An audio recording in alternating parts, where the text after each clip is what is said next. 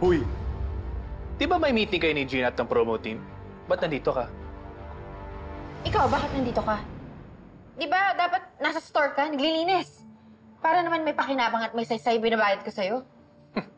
Una, hindi ikaw nagpapasweldo sa akin. Pangalawa, tapos na. Malinis na yung buong store.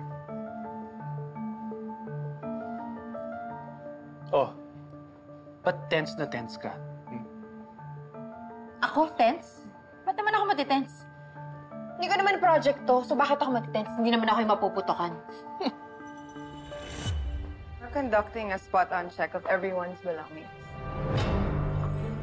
Spot check? Kailangan pa ba yun? Gina, hindi ba natin nilalabag yung privacy ng mga tao natin? Pwede ka naman tumanggi. Pero bakit ka tatanggi kung wala ka namang tinatago? Agree ako dyan. Sid? Betsy, ikaw ang pinakamataas na posisyon dito. Maybe you should lead by example. You can go first.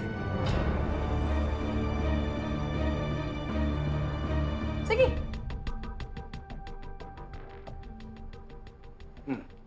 Anong nangyayari dito? Si Gina, may spot check na gagawin. Para kaming kriminal kung tratuhin. Gina, ano to? Dad, ako lang may soft copy ng tickets. Obviously, someone went into my office and made more copies. We're just conducting a fair investigation of everybody. Sakaling may makita kaming evidence. Pwede naman sila tumanggi kung ayaw nila. Eto. Tingnan mo yung gamit ko. Wala akong tinatago. Tingnan mo. Basta wala akong sinabing guilty ka. Pwede ba? Hindi ka masyadong defensive sa harap ng maraming employees natin.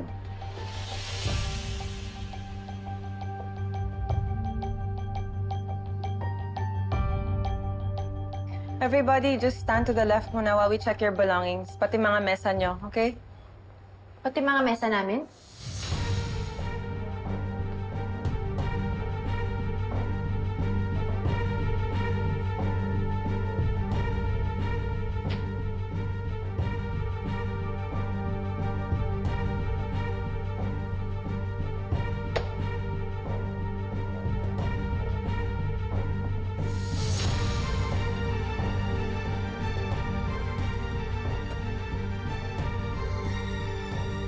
Ito po.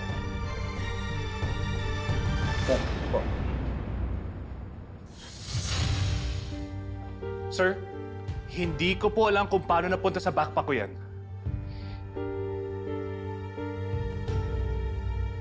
Ayan.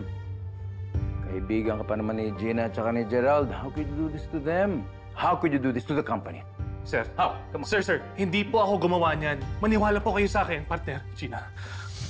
Dad, kilala ko si Maki. I know him, that's why I hired him, because I know I can trust him. Paano mo papaliwanag na dito sa loob ng kanya? Baka meron pa. Oh. Sir, baka may naglagay po sa loob ng backpack yan sa mga gamit ko para mapagbintangan ako. Wala akong dahilan para gawin to, sir. Maniwala po kayo sa akin. Meron! Pera! Binayaran ka ng kakompetisyon namin para isabotahe kami, no? Ha? Hindi po, sir. Hindi totoo yan. Nadinig ko na namomroblema siya sa pambili ng gamot ng nanay niya. Matinding pangangailangan niya. Ito ba yun, Maki? Yes, sir. Ha! Case closed! Sir, maniwala po kayo sa akin. Ako lang po ang sumusuporta sa nanay ko pero hindi ko to gagawin. Partner, Gina, maniwala kayo sa akin.